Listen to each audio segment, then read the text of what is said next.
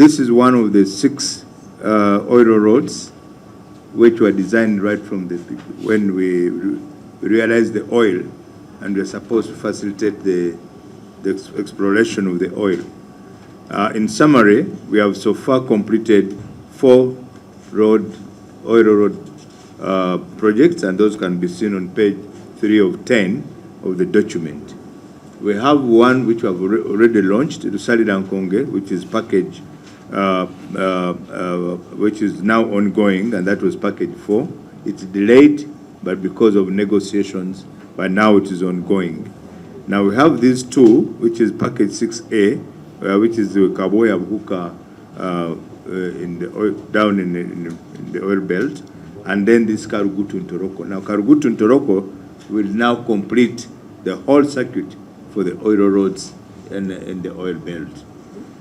This road has 2 advantages. Apart from the oil, it's also leading or passing via a very, very important tourism site, the Semiriki National Park. It's one of these parks with the unique animals and unique features in that part of the country. It's also a very big trade route. If you see the number of trucks which are going to Ntoroko for the goods to cross to Congo, you cannot believe it. Actually, the traders have been suffering on this road because of the bad road, and also we had got a challenge with the Minister of Tourism and also the operator of Semiriki Park, because the existing road was passing through his park, and there was challenges with managing the animals. This road will move from Karugutu off the road from Fort Poto to Bondibujo, then it will go via Revisengo. It will kind of bypass the park and then into Ntoroko at the landing site where on Lake Albert, where it will be connecting to the DRC. So, your honourable members, it is I want to assure you that this road is very, very critical, not only economically, but also even in terms of connectivity, because the people of Ntoroko have been suffering. You know, Ntoroko is one of those floating districts. Every time it rains, but this road will also solve part of that problem. In summary, this is what I can say of the importance of this road. It's already in the NDP. It was already captured in the National Development Plan. It has already gone through all the processes to be able to be presented here on the committee. With that, I would request that the Minister of Finance possibly goes into details on the financing terms of the law. The quality of road transportation infrastructure in the project area, resulting in reduced transportation costs.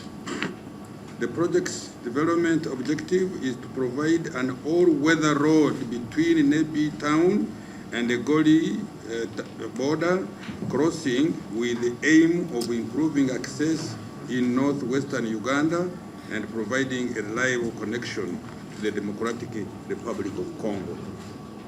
The existing Nebi-Goli road does not adequately serve the transport demand for trading activities across the border crossing at Goli and access to Zombo district. The poor condition of the road has resulted in high transportation costs, frequent accidents, and reduced cross-border trade.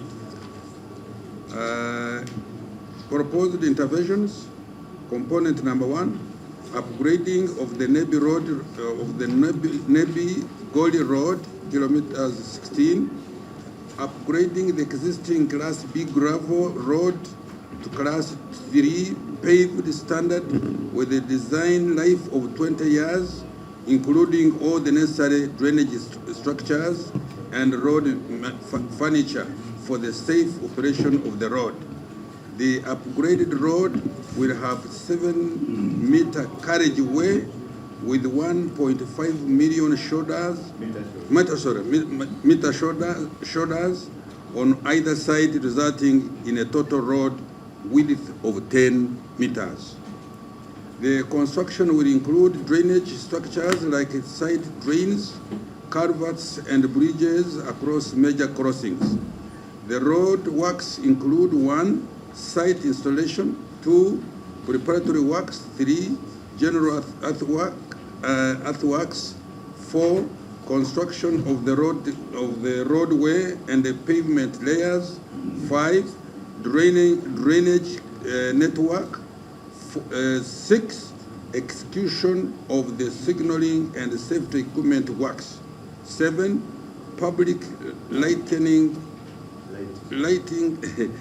public lighting where necessary. 8, structures. Should have been 9. 9, implementation of the environmental and the social management plan.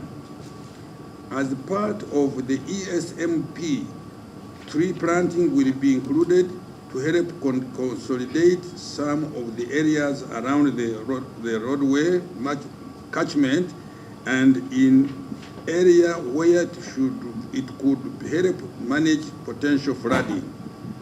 Where any minor vegetation is cleared, this should be offset in other critical biodiverse or swampland, wetland areas to benefit biodiversity and all local hydrological regimes. These various road design features are developed to standards that address and enthusiastic with Ugandans who are going to carry off these loans. We are borrowing money as if we are dying, as if Uganda is withering tomorrow.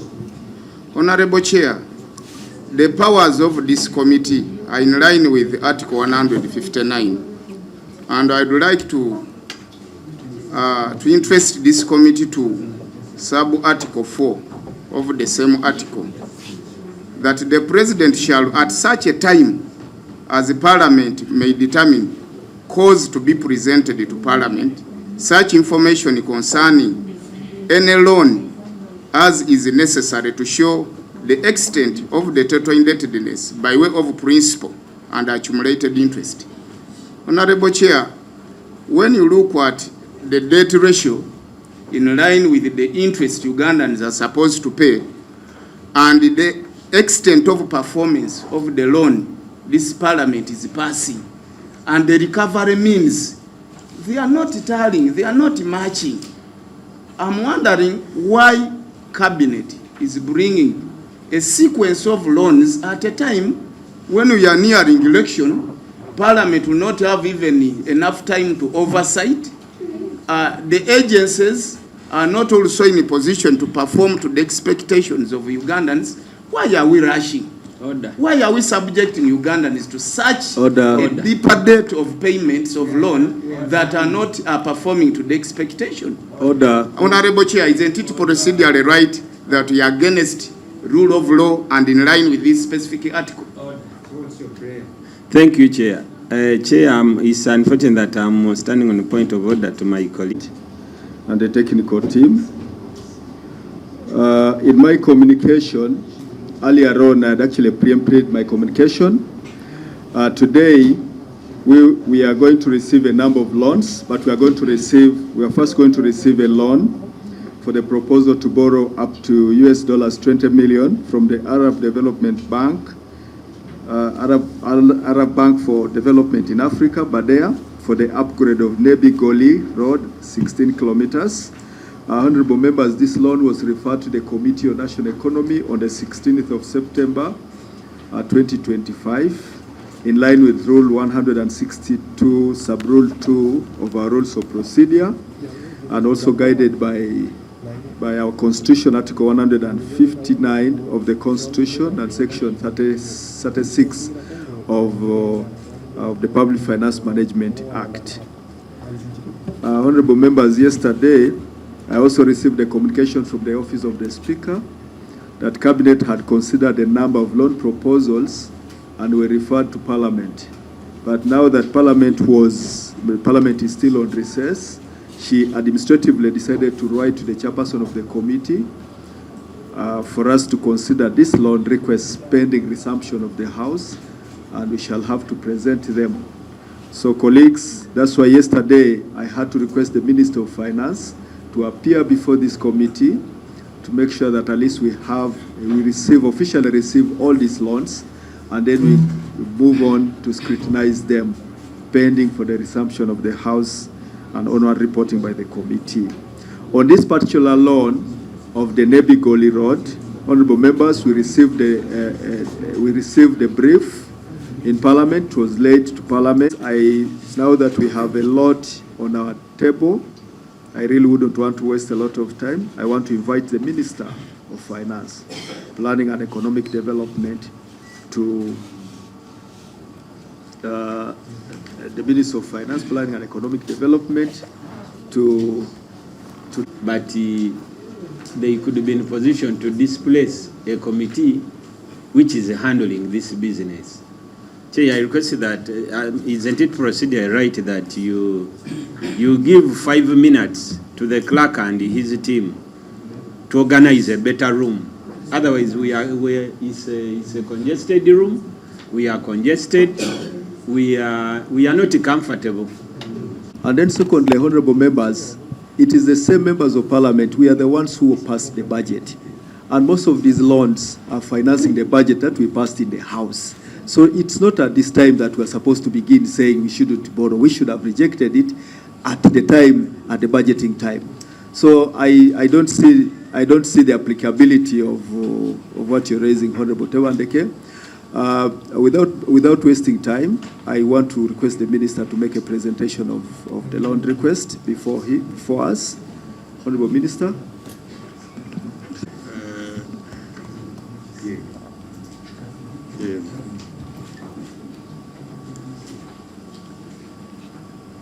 The proposal to borrow up to United States dollars 20 million from the Arab Bank for Economic Development in Africa, Badea, for the upgrading of Nebi Goli Road, 16 kilometers.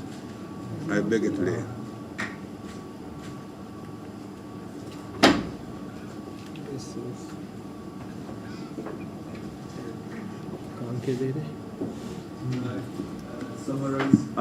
In summary, the Minister should be able to summarize a few things in the paper before you lay.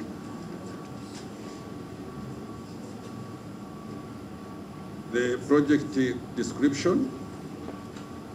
The main objective of the proposed project is to support Uganda's continued development by improving access to social infrastructure for mitigation measures.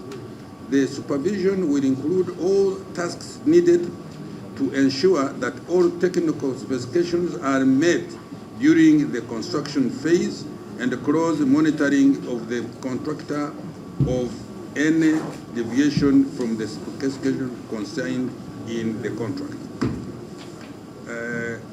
Component number 3, institutional support to the project implementation unit. This component consists of the operational and logistic support to the PIU for project implementation and monitoring activities, including office information technology equipment and a vehicle for transport. The project implementation unit will have the following staff from within the Ministry of Works and Transport: 1, a project coordinator; 2, a civil engineer; 3, a procurement officer; 4, an environmental specialist; and 5, an accountant; and 6, 1 driver. Component number 4, land acquisition. The road will require widening and some realignment to improve the geometric characteristics for which land must be acquired. Project affected people will be compensated for land acquired to expand the existing right of way to allow enough room for the upgraded road. The project affected persons, people, PAPs, were identified during the environmental and social impact assessment. The resettlement action plan clearly identifies the people who are expected to be affected during the road upgrading. The affected properties are generally commercial buildings, farms, market stalls, and houses situated along the right of way. Component 6, audit.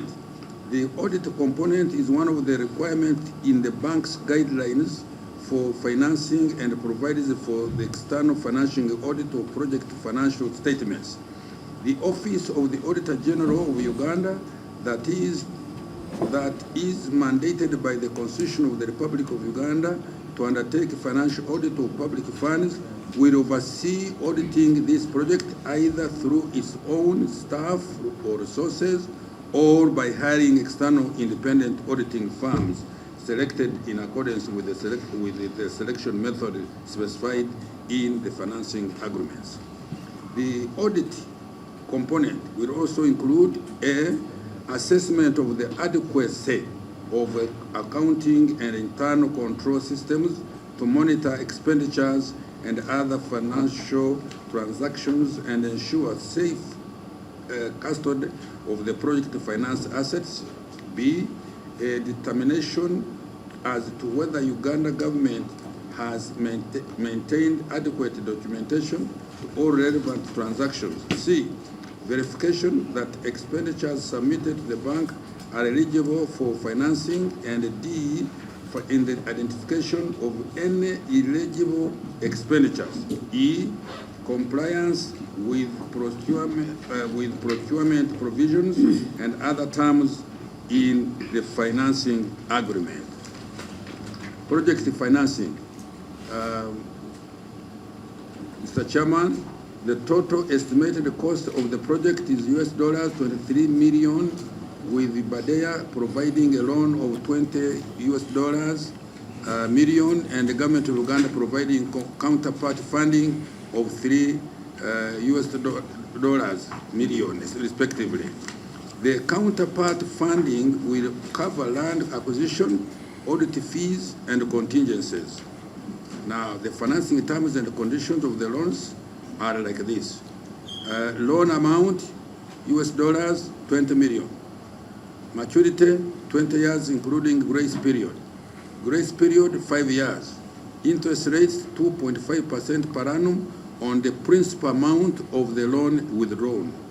Condition associated with the bank's interventions. Withdrawal conditions. No withdrawal from the loan account will take place unless the borrower satisfies the following conditions. A, establishment of the PIU. B, obtaining the necessary land to implement the project, and a compensation of 50% of the people affected by the land acquisition.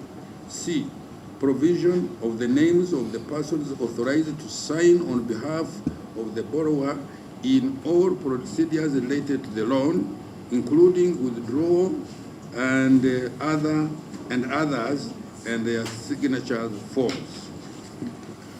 So, is to borrow up to, the proposal is to borrow up to euros 115,876,831 from the Standard Chartered Bank to finance the critical oil road package 6B, design and build upgrade of Karugutu Ntoroko Road 56.5 kilometers, link to Rebisengo 8.2 kilometers and 3.3 kilometers of town road in Ntoroko, totaling to 68 kilometers.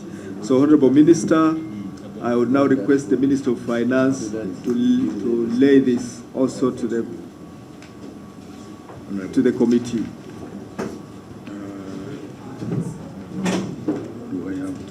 Euro 115,876,831 from the Standard Chartered Bank to finance the critical oil roads package 6B, design and build upgrading of Karugutu Ntoroko Road 56.5 kilometers, link to the Rwebisengo 8.2 kilometers and 3.3 kilometers of town roads in Toroko, which goes to 68 kilometers. That's what you want me to. Honorable Minister. The loan facility had the following terms. Loan amount, euro 115,876,831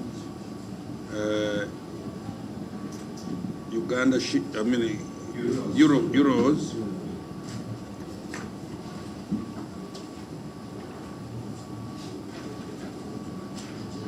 Maturity 10 years, grace period 3 years, interest rate 6 months, Euribor 2.096%, margin 2.15%, which is equivalent to tentatively 4.246% per annum as of 2nd October this year. Arrangement upfront fees 1.4% calculated on the ICIEC facility amount paid upfront. Agents fees euro 20,000 per annum.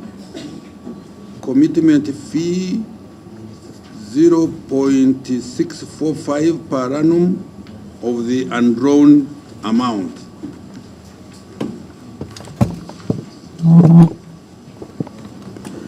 Thank you very much, Honorable Minister of Finance Planning.